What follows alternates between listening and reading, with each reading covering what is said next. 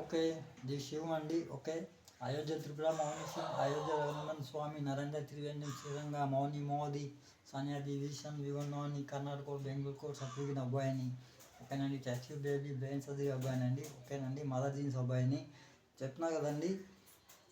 India country ఓకేనా 124 రాష్ట్రాలకు కూడా 156 దేశాలుగా విభజన అనేది కమైనింగ్ కంట్రీలుగా విభజన అనేది జరిపాను. తర్వాతని చెప్తున్నా కదండి 156 ఎమౌంటరీ పాయింట్స్ అనేది తీసుకున్నాము, ఎక్స్ట్రా కూడా తీసుకున్నాము.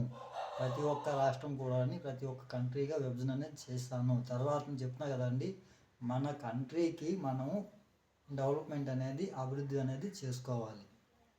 ఓకేనా అండి.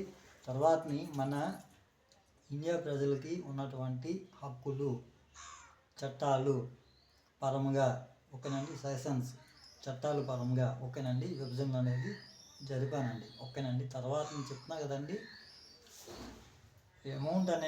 అమౌంటరీ పాయింట్స్ అనేది పెట్టుకోవాలి. ఓకేనండి. ప్రతి ఒక్క రాష్ట్రంలో కూడా అమౌంటరీ పాయింట్స్ అనేది పెట్టుకోవాలి. ప్రతి ఒక్క కంట్రీ కూడా అమౌంటరీ పాయింట్స్ అనేది పెట్టుకొని మన అమౌంట్ అనేది అకౌంట్ అబౌట్ అమౌంట్స్గా తీసుకొని కంట్రీని అభివృద్ధి పదం అనేది చేసుకోవాలి.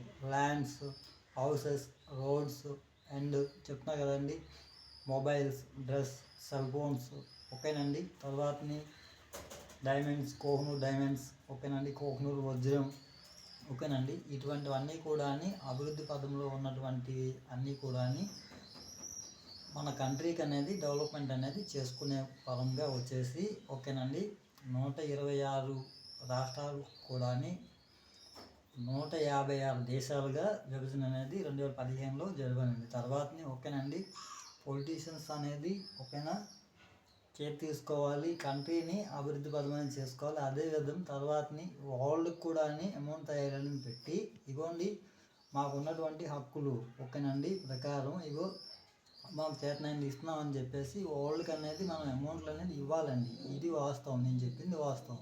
ఓకేనండి. ఓకే. ది శివం